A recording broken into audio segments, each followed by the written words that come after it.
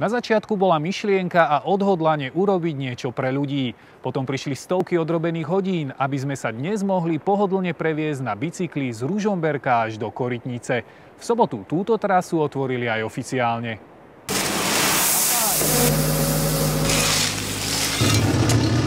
Ešte pred pár dňami tu boli práce v plnom prúde, v sobotu ale stroje vystriedali cyklisti. Zišli sa tu v hojnom počte a vôbec nie náhodou. 11. jún bol stanovený na oficiálne otvorenie cyklokorytničky.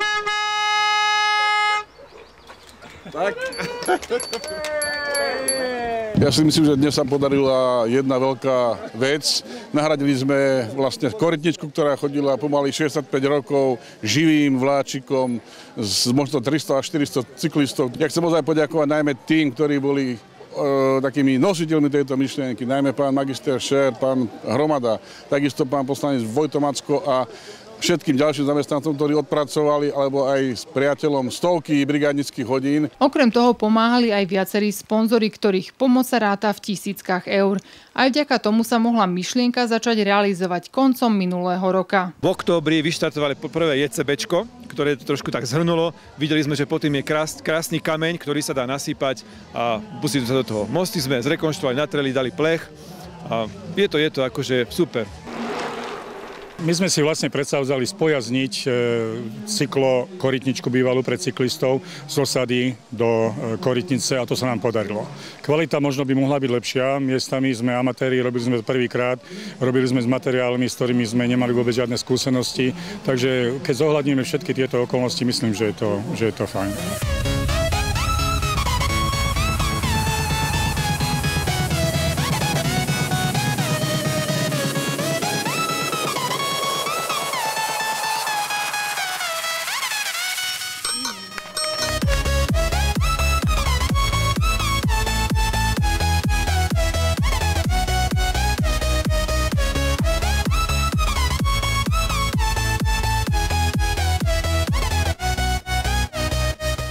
Kilometrový úsek medzi Ružomberkom a Korytnicou kopíruje pôvodnú trasu vláčika asi v 90%.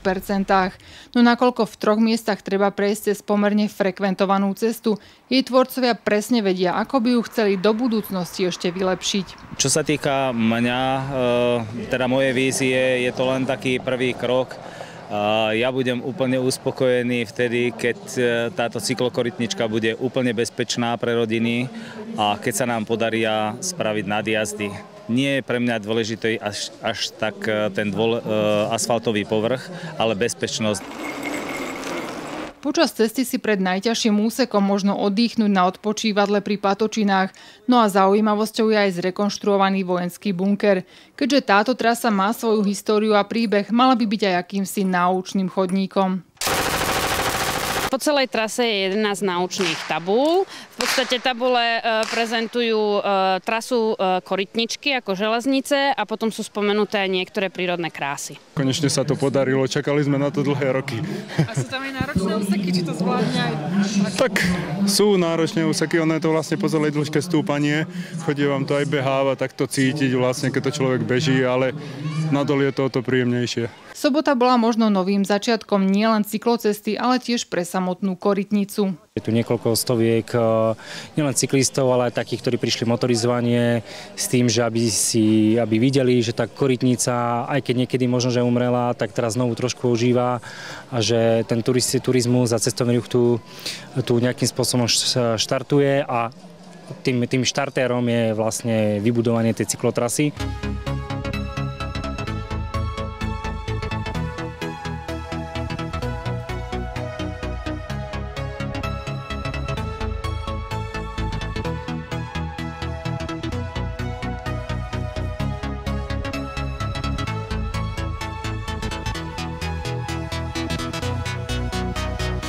Za najnáročnejší úsek viacerí označili posledné 2 kilometre, kde je už záverečné stúpanie k bývalým korytnickým kúpeľom.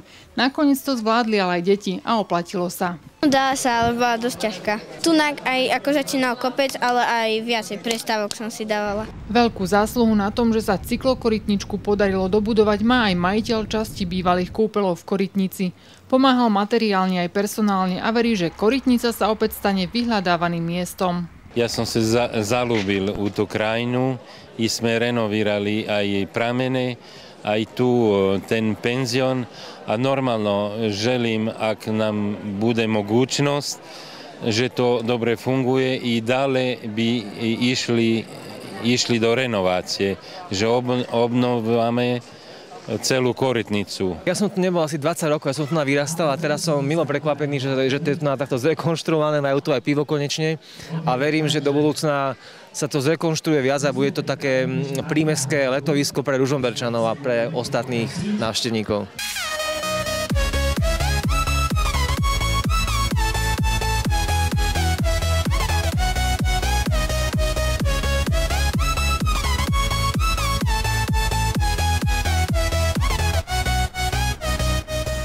Mama, pozri, no byťa šlak netrafil.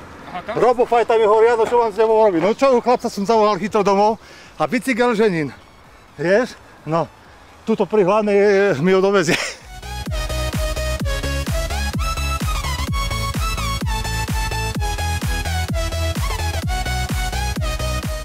Spokojní boli nielen cyklisti, ale hlavne tí, ktorí svoju myšlienku dotiahli do konca. Obrovská účasť pri jej otvorení bola najväčšou pochvalou a zadosťučinením za stovky odrobených hodín a len ťažko hľadali slova na vyjadrenie svojich pocitov. Nádherný, naozaj nádherný. Možno nikdy v živote som nemal taký pocit.